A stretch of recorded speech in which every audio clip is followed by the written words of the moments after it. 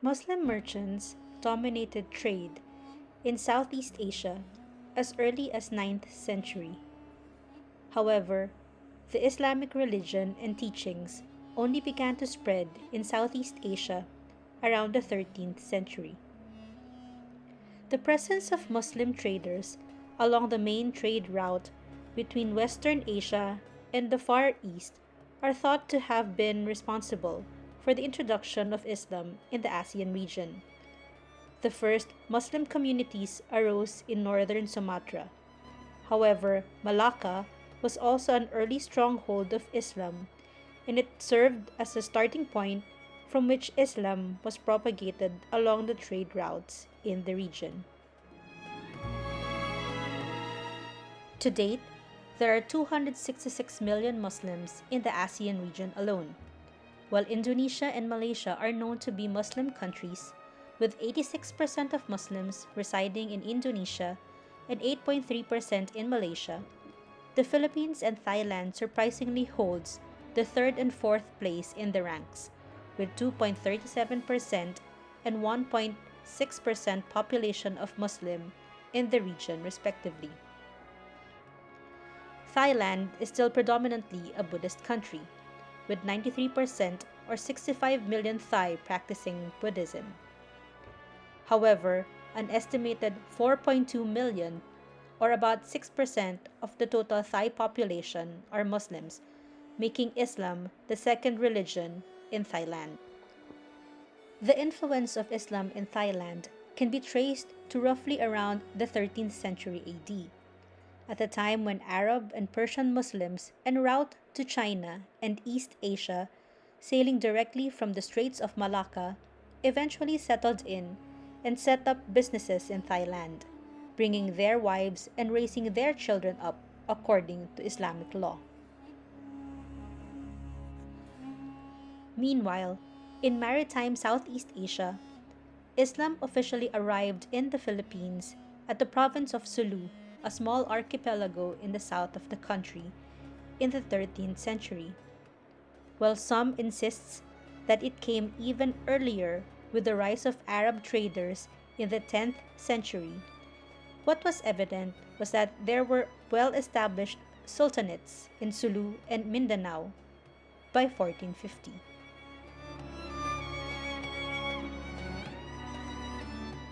Today, majority of Filipinos are Catholics, holding 83% or 91 million of the Philippines' population. Still, a significant 6% or 6 million holds the Muslim population, most of which are residing in the Mindanao area.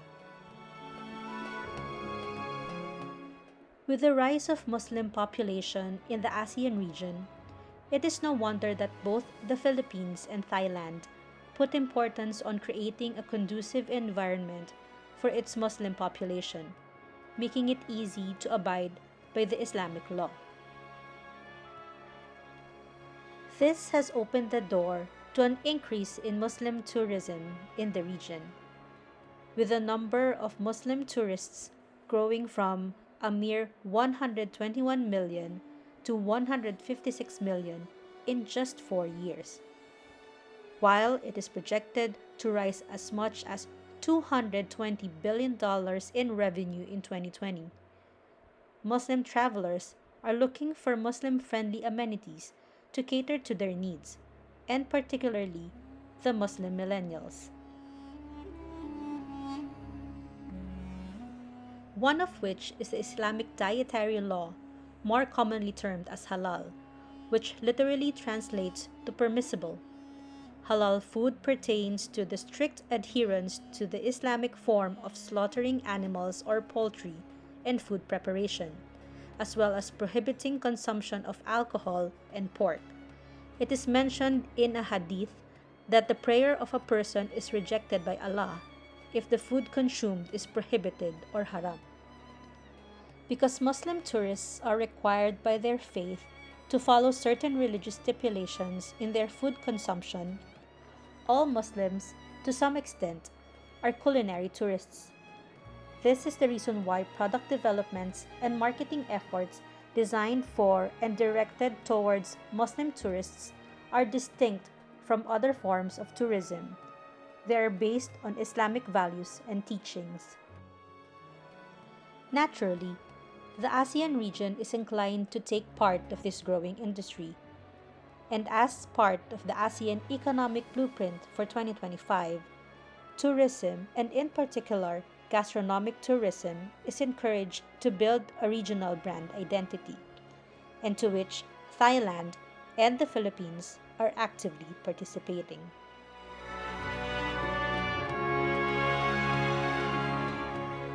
For example, the Tourism Authority of Thailand has launched an app that helps Muslim travelers find halal products and services. The app is offered in English, Thai, Arabic, and Bahasa Indonesia as a Thailand Muslim friendly destination app, which provides all information about sightseeing tours, halal food restaurants, fashion stores, halal cosmetics, prayer times, and mosque location.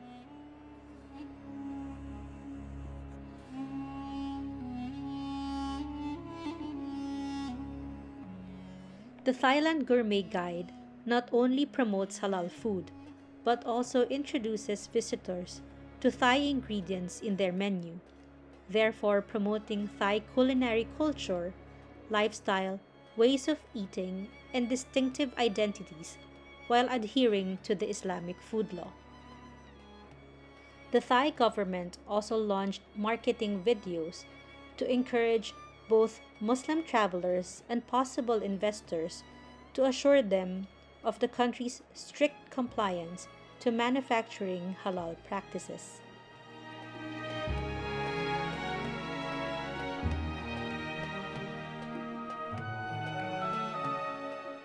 In the same way, in early 2016, the Department of Tourism in the Philippines launched a similar drive to capture the halal market. They've teamed up with the International Halal Tourism Authority, Crescent Rating, to help promote the segment's expansion. As part of the partnership, Crescent Rating helped the Philippines identify gaps in facilities and services and develop a strong marketing campaign targeting Muslim travelers.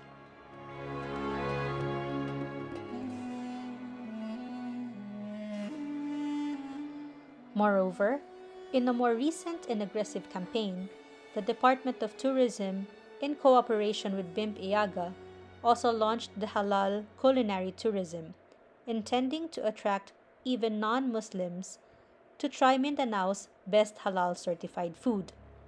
This was launched coinciding the celebration of the Muslim festival Eid al-Adha last July 2021. The Department of Tourism is confident that this initiative would promote not only the region's cuisine, but also its people's culture and tradition, putting emphasis that food is an important part of a tourism experience and that halal is not exclusive to Muslims. It is no wonder that both Thailand and the Philippines are now being recognized as one of the top 10 tourist destinations of non-OIC countries, as shown in the 2019 Global Muslim Travel Index.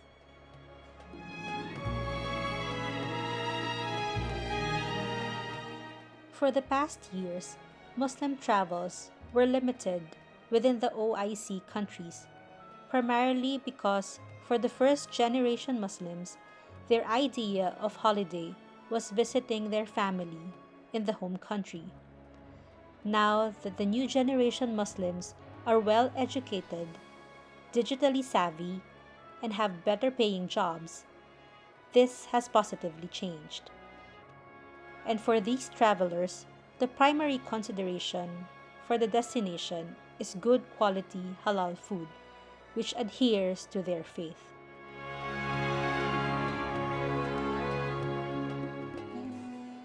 And as the great Anthony Bourdain once said, food is everything that we are. It is an extension of a nationalist feeling, an ethnic feeling, your personal history, your province, your region, your tribe, your grandma. And for the Muslim community, we can say that literally, Islam is from faith to plate.